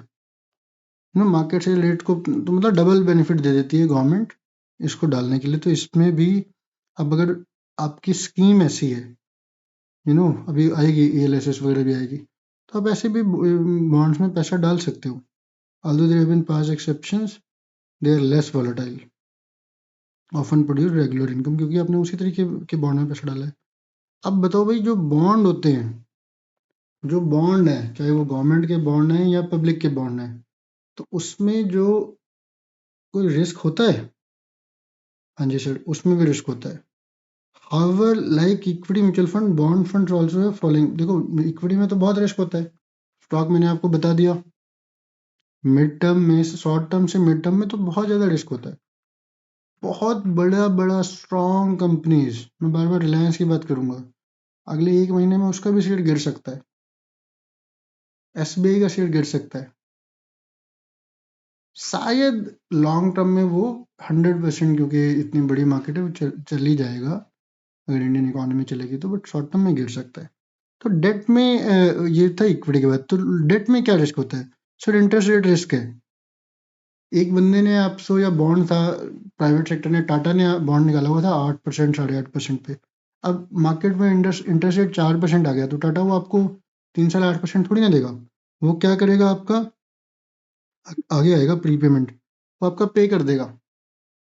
उसने आपका कहीं से पैसा उठाया, आपका 8% वाला पे किया, नया 4% पे ले लेगा। तो फिर आप उसको री इन्वेस्ट कहाँ पे करोगे? आपको 4% पे री इन्वेस्ट करना पड़ेगा। एक आपका क्रेडिट से आपने कहीं इसे उल्टे सीधे बॉन्ड्स में डाल दिया, नाम लेना नहीं चाहिए बट चलो ले लेते हैं, चलो उसने भी डिफॉल्ट नहीं किया, नाम नहीं लेते। कोई बहुत बड़ा ग्रुप है, पहले भी वो कर ही चुका है ना, डीएचएफएल ग्रुप डिफॉल्ट कर चुका है, आईआईएफएल डिफॉल्ट कर चुका है, यू नो तो उसके बॉन्ड्स में आपने पैसा डाला था, उसने डिफॉल्ट कर दिया। फॉरगेट अबाउट रिटर्न 6-7%, आपका तो 100% ही गया। अगर उसका डिफॉल्ट हो गया तो फिर आपका प्रिंसिपल ही गया ना, interest both by the borrower, जो भी है लोन भी गया। तो इसमें भी रिस्क होते हैं, टू बी, अगर मेरी मानोगे तो इसमें ज़्यादा रिस्क होते हैं। इसीलिए आपको क्रेडिट रेटिंग पढ़ाई हुई है। अगर आप डेट म्यूचुअल फंड में करोगे तो AA+, सिंगल ए से नीचे तो बिल्कुल ही नहीं जाना, क्योंकि यहाँ पे पूरा का पूरा पैसा चला जाएगा। स्टॉक में भी जाता है पैसा, फिर वो अपने अगर पेनी स्टॉक खरीदे हैं, अदरवाइज तो फिर कुछ, you understand what I am trying to say. इतना मैं भी जीनियस जीनियस वाली बात नहीं है, ये तो सारी कॉल की बातें होती हैं। जीनियस अगर मतलब कोई भी ऐसा जीनियस होता नहीं है इसमें, कुछ एक लोग मतलब definitely are able to make money. तो what do you call it, तो इक्विटी में भी रिस्क होता है, डेट में होता है। डेट में कहीं ज़्यादा रिस्क हो सकता है अगर आप AA+ नीचे की सिक्योरिटीज में डाल रहे हो। अगर आपने AA+ से डाला है, चाहे वहाँ पे आपको रेट 50 पॉइंट बेसिस पॉइंट 1% कम मिल रहा है, बट फिर they are less volatile, less risky. Gilt fund आगे जो गवर्नमेंट के बॉन्ड्स में डालते हैं, सो गिल्ट से कई बार मैं भी इसको बिलियन भी समझ लेता था, बट जनरली ये सेंट्रल गवर्नमेंट के फंड्स होते हैं।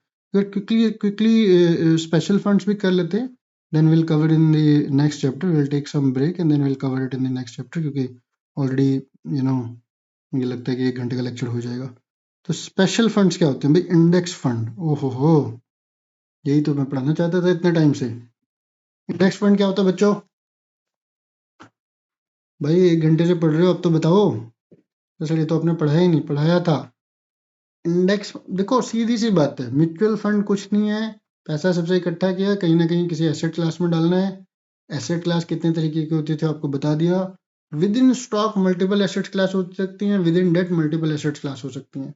जैसे कि डेट में आपके ट्रिपल ए भी हैं, डबल ए भी हैं, इन ऑल दैट स्टफ। नीचे भी डालते होंगे लोग, कुछ एक होते होंगे यार, वो भाई रिस्क लेना है तो लेना है, हमारे को सिक्योरिटी भी होगी पीछे, and all that stuff.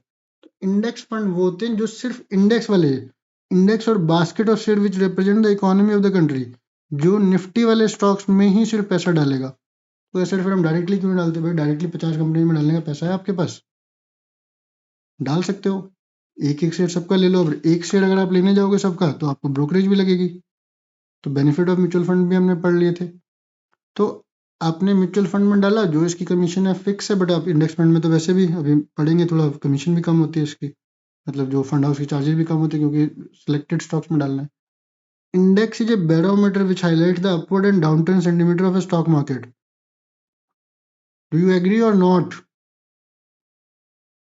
Do you agree that index is a barometer? अरे भाई, 50 जो कंपनियां वो चुनी सेलेक्टेड कंपनी है, हर सेक्टर को रिप्रेजेंट कर रही हैं। सब साइकोलॉजी का गेम है ये, साइकोलॉजी के साथ साथ इकोनॉमी का भी गेम है। अगर वो इंडेक्स स्टेबल है, इसका मतलब ओवरऑल कंट्री भी कुछ अच्छा चल रहा है, कुछ बुरा चल रहा है। अगर ये अगर ये सारी कंट्री अच्छा कर रही है तो सारे सेक्टर फायर कर रहे होंगे, कुछ सेक्टर फायर नहीं कर रहे, कम कर रहे हैं, तो आपका बराबर आ गया। तो इंडेक्स जो होता है वो बैरोमीटर तो होता ही है। बैरोमीटर इज अ मेजरमेंट, जिससे हम बुखार नापते हैं या whatever you can call it.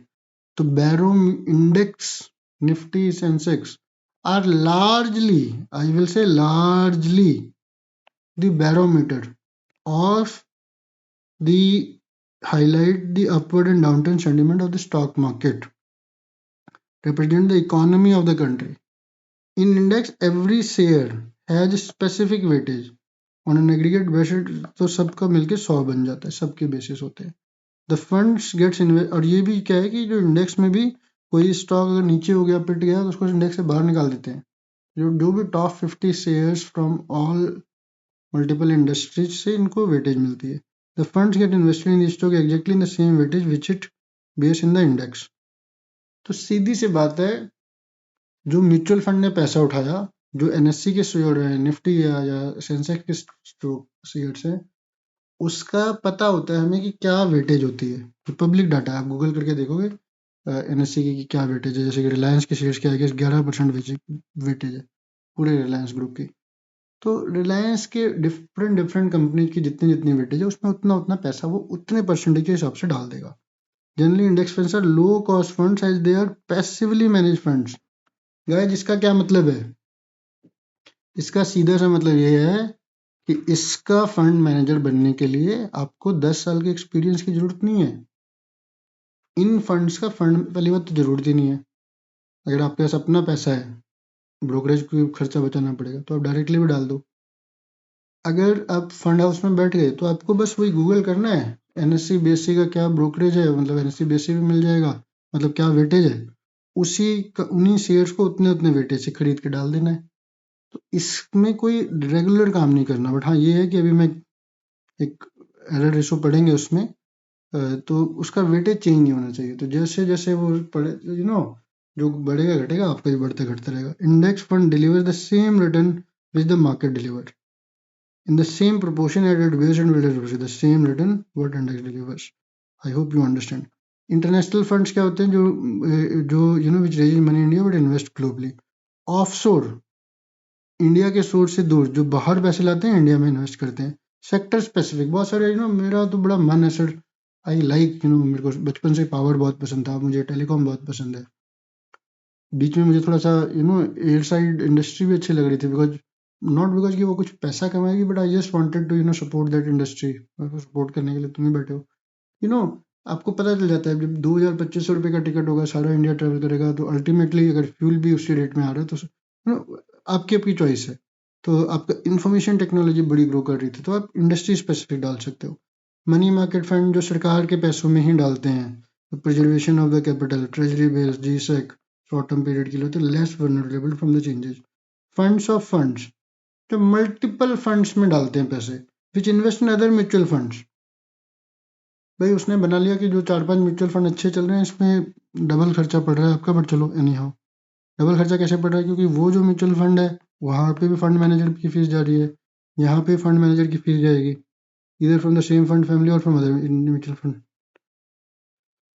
ठीक है, कैपिटल प्रोटेक्शन ओरिएंटेड फर्म। सो इसमें ऐसे आते हैं जो फंड जिसमें कि आपको दे विल मेक श्योर कि आपकी जो कैपिटल है वो तो प्रोटेक्ट रहे। तो mandatorily rated triple A rated में ही जाएंगे भाई, चाहे रिटर्न कम हो जाए। We can compromise on the interest but not on the मूल। High rated, triple A rated, चलो डबल ए प्लस भी कर लो। मेरे नाना जी कहते थे, साहूकार टाइप थे वो एकदम, ठीक है, कहते थे कि भाई जब किसी को वो बहुत लोन पे देते थे पैसे, ब्याज मुझे टाइम पे चाहिए, प्रिंसिपल तो चाहे मत देना। ये पुराने इंडिया के जो साहूकार लोग होते थे उनका ये काम होता था, क्योंकि उनको पता था कि वो पैसे तो किसी ना किसी तरीके से वो निकलवा लेंगे, इंटरेस्ट उनका हर महीने अकाउंट में आते रहना चाहिए। अब उल्टा हो गया भाई, अगर डूब गया तो पैसा भी जाएगा, वो जोर जबरदस्ती वाला काम चला गया, सरकारी काम है सारा। तो अब तो प्रिंसिपल आना ज़्यादा जरूरी है, तो कैपिटल प्रोटेक्शन होनी चाहिए। आई होप यू अंडरस्टैंड कि ये ट्रिपल ए रेटेड होंगे तभी कैपिटल प्रोटेक्ट होगी, बाकी जगह पे रिस्क ज़्यादा होता है। गोल्ड फंड्स, आपको पता है बहुत सारे इंडिया में गोल्ड की मार्केट भी चलते जा रही है, तो ये भी एक अलग मार्केट है। It's also good asset. And like for example, मैं कुछ नहीं पहनता, मेरे को शादी में भी कुछ चेन दी उन्होंने, पता नहीं अंगूठी दी, मैंने एक दिन भी नहीं पहनी। बट गोल्ड कुछ लोगों को पसंद है, लेडीज को स्पेसिफिकली बहुत पसंद होता है। आप, और एक एसेट क्लास भी है। और जो बड़े बड़े इन्वेस्टर हो रहे हैं, रिच डैड पुअर डैड का जो फाउंड वो है, ऑथर है, वो कहता है यार मैं तो गोल्ड में डालता हूँ पैसे, गोल्ड सिल्वर बढ़ेगा ही बढ़ेगा, लिमिटेड बुलियंस हैं ये, तो आप उसको खरीदने की जरूरत नहीं है, पेपर में भी खरीद लो, वो डायरेक्टली उन्होंने अपने बिहाफ पर गोल्ड और सिल्वर में डाला होता है। अब ये थोड़ा लेट होते जा रहा है बट चलो पढ़ लेते हैं। क्वांट फंड, क्वांटम फिजिक्स चलने वाला है आजकल। जो बच्चा मुझे कमेंट्स में क्वांटम के ऊपर अच्छा सा पैरा डालेगा, उसको मैं 3 घंटे का फ्री सेशन दूंगा, अपने घर पे लंच कराऊंगा, दिल्ली गुड़गांव में रहता है, तो 2 मूवी की फ्री टिकट मिलेंगी। तो एनी हाउ, क्वांट फंड क्या होता है? इसने प्री डिटरमाइंड रूल बना लिए हैं, पैरामीटर्स बना लिए हैं, स्टैटिकल मैथमेटिकल बेस्ड मॉडल बना लिए हैं। पूरा रिलायंस उस मॉडल पे है। Statistical model, mathematical model, history, philosophy, what ever you can call it, usually focus on the robustness of the model, कि भाई ये चीजें होंगी तो मैं यहाँ करूंगा, ये चीजें करूंगा तो वहां करूंगा। तो वो quant fund is confused with the term, इसको वापस आते हैं। So quant fund manager design and monitor model, makes decision based on the outcome. The prime advantage of quant is eliminates the human biasness. कोई share बढ़ेगा घटेगा नहीं, उसने पूरे मॉडल ही बना दिए, उसके बेसिस पर मॉडल बेस्ड अप्रोच चलाता है, सब्जेक्टिविटी खत्म हो गई। No, eliminate the human biasness and subjectivity. Quant normally follow passive strategy, at their expense ratio generally tend to be lower. क्योंकि भैया आपने एक मॉडल बना दिया, अब उसमें किसी को आपको 2 करोड़ का बंदा लाने की जरूरत ही नहीं है, तो वो उस मॉडल पे चलते रहेगा। हाँ, वन टाइम कॉस्ट है कि आपने मॉडल कैसे बनवाया था। हैविंग सेड, इसीलिए मैंने आपको इतने सारे ऑफर दिए हैं कि भाई इतने बड़े क्वांटम मॉडल ये सब वो सब आता है, ये they are tested based on the historical data and past trends, तो cannot altogether be ignored but also cannot be used blindly as a good indicator. देखो, सारा historical analysis, model, philosophy, science सब एक तरफ है, future एक तरफ है। Stock, I'm not saying it's bad. I'm not saying it's altogether bad. Pattern ही होते हैं, life is all pattern. Pattern change करना बड़ा मुश्किल होता है, बट ये pattern change in the short run में ये चेंज हो जाते हैं पैटर्न। तो सारी कहानी शॉर्ट रन की है, शॉर्ट रन में पैटर्न चेंज हो सकते हैं।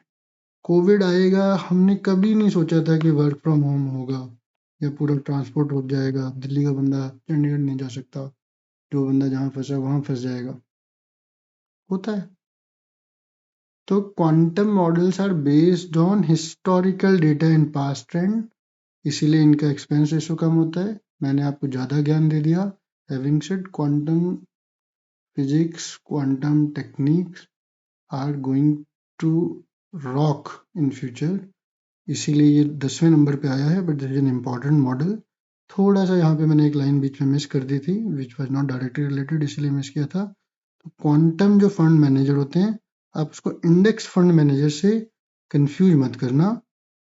इंडेक्स फंड मैनेजर जो होते हैं वो इंडेक्स, मल्टीपल इंडेक्स बेस्ड, उनका भी एक मेथड है, बट वो एक इंडेक्स स्पेसिफाइड है। Quantum similarly what do you call it, वो एक मॉडल स्पेसिफिक है।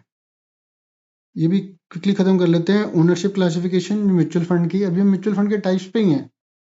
देखो पहले हमने पढ़ा इक्विटी, फिर हमने पढ़ा डेट, फिर डेट में हमने 2-3 तरीके के पढ़े, फिर हमने पढ़ा स्पेशल फंड, स्पेशल फंड में हमने 6-7 तरीके के पढ़ लिए।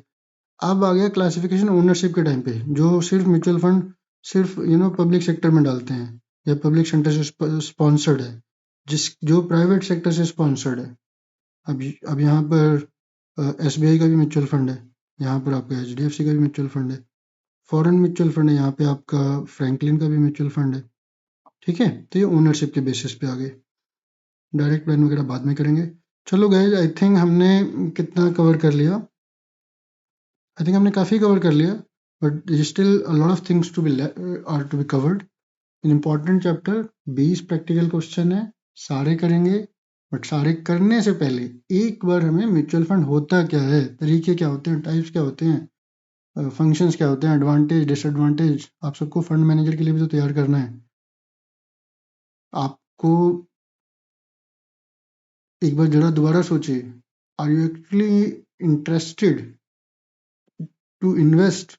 क्या आपको फाइनेंशियल न्यूज पढ़ना अच्छा लगता है? क्या आपको फाइनेंशियल चैनल देखना अच्छा लगता है? क्या आपको what do you call it, आप इमोशनल तो नहीं है ज़्यादा, आप कहीं कोई इंडस्ट्री के प्रति बायस तो नहीं है? ये सारी चीज़ें आपको देखकर आपको अपना भी इंटरेस्ट बनाना पड़ेगा। ये जितने भी मेरे नोट्स हैं ये मैं सेव कर दूंगा, मुझे सेव कर दूंगा। ठीक है, चलो guys, take care, see you very very soon. कल पोस्ट करेंगे बैलेंस, आई थिंक 3 या 4 सेशन में खत्म होगा। अभी हम आई थिंक थ्योरी तो हमारी अगले सेशन में खत्म हो जाएगी, उससे नेक्स्ट चैप्टर में हम 2 सेशन लगाएंगे प्रैक्टिकल के। थोड़ा मेरे को आपका भी सपोर्ट चाहिए होगा, खुद भी पढ़ना पड़ेगा। सीए फाइनल्स के स्टूडेंट्स का तो एक ही तरीका होता है कि खुद पढ़ना पड़ता है। जब मैंने फाइनली अपने आप FM पढ़ी थी, तब जाके मुझे समझ में आई। ट्यूशन में कुछ नहीं समझ में आता, दिमाग नहीं होता था, कंसंट्रेशन नहीं बनती, फोकस नहीं बनती। आई डोंट नो अभी आप मुझे सुन रहे हो या साथ में आपके दिमाग में कुछ और चल रहा है, या फिर आप सिर्फ 10 मिनट सुन रहे हो। तो any how, you have heard me, you have this lecture saved in your PC, in your mobiles. You can keep reviewing it, keep hearing me out. I have summarized the language in easy form. Read through, subscribe the channel so that you get the notification as soon as I upload the video. Wish you all the very best. See you in the next session very soon. Take care. Bye bye.